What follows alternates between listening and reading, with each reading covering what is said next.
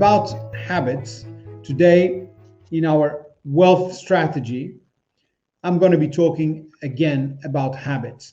And in a previous session, I spoke about habits in general. Today, I'm going to talk about creating good habits. And this is a two-part session. Today is the first part. So creating good habits. So let's just quickly review what are habits, and habits are rituals and behaviors that we perform on a sort of autopilot. We don't even think about it. Just consider tying your shoelaces, brushing your teeth, brushing your hair, so taking the shower, your money habits, money management habits. What do you do when you have money? What do you do when you don't have money? And so on. All this is part of your habits, and they are rituals and behaviors, and they are in sort of autopilot. Now, you remember that from the previous session, I mentioned there are the unconscious habits, and then you have the bad habits and the good habits. Of course, the bad habits and good habits can also be unconscious habits, all right?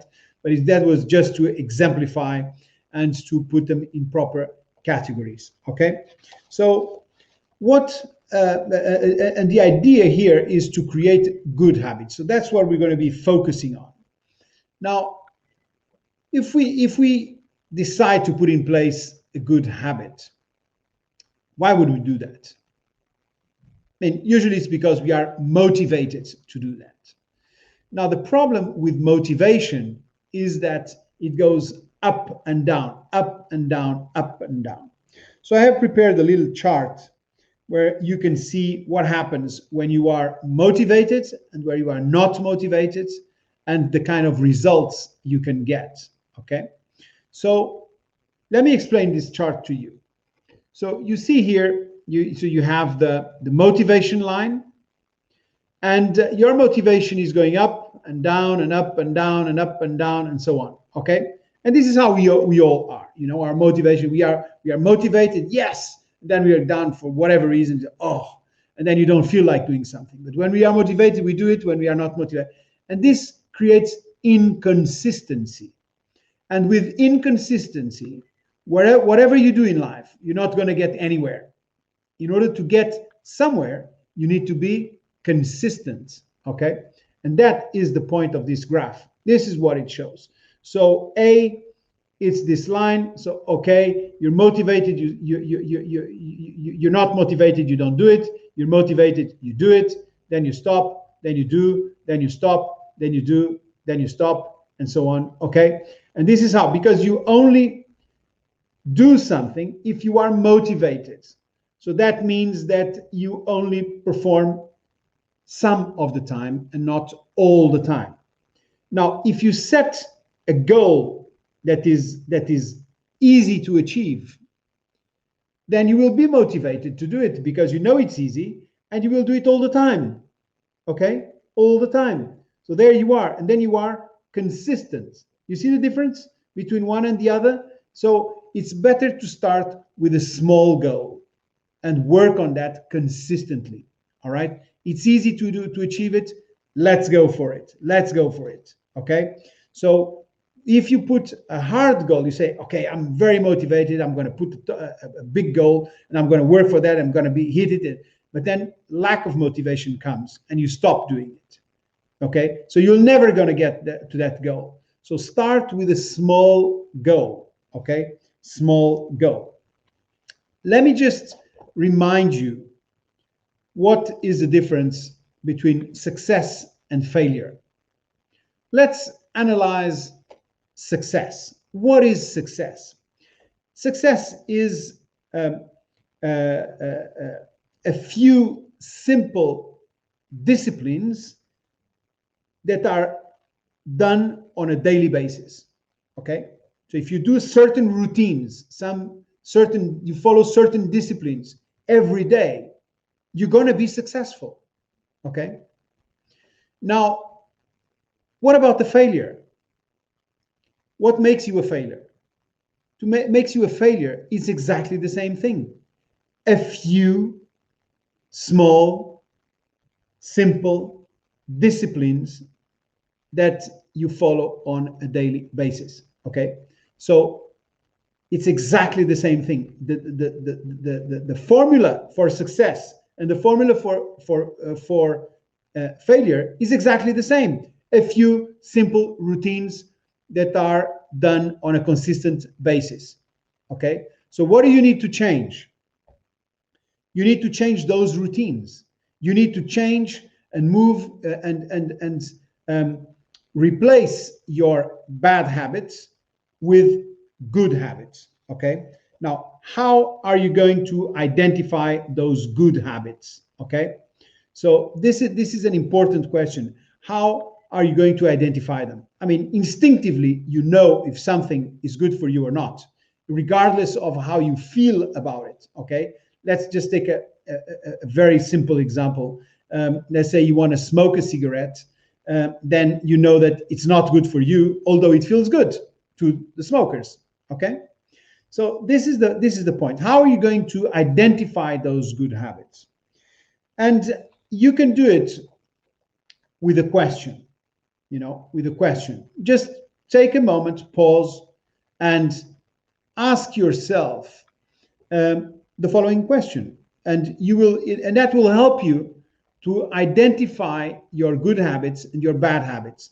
And then you start listing the good habits and you start implementing those routines, okay, those habits. All right, so here's the question: will this routine, whatever it is, improve or damage my life, my finances, my health, my relationships, and so on and so forth, my professional life? Okay, so you can apply this question to anything in your life, because all is as all our habits and all we all, and it can be done for any area of your life.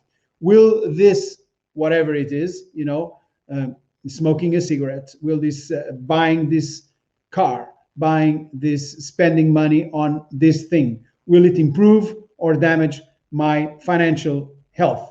Will it improve or damage my health? Will it improve or damage my relationships? Okay, so this is the question you need to ask, and the goal here is that you get 1% better every day. And whatever you do, you just get 1% better. And if you do that consistently, every day you get 1% better, that will be about 37% better per year. And that is massive. I mean, you, after 3 years, you are, or less than 3 years, you are twice as good as you used to be.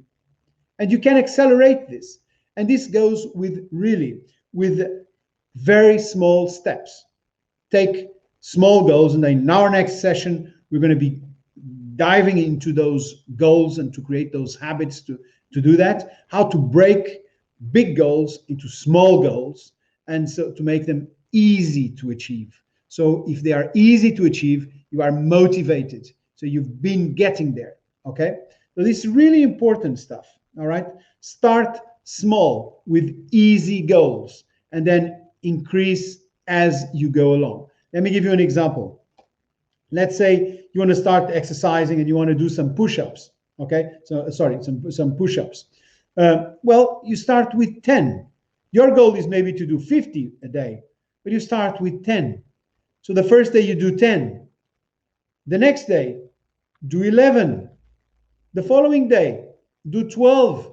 Then do 13. It's still very easy, but you're doing better than the day before. You're doing better than the day before, and you keep on going, and you build up as you go. All right, you're getting better.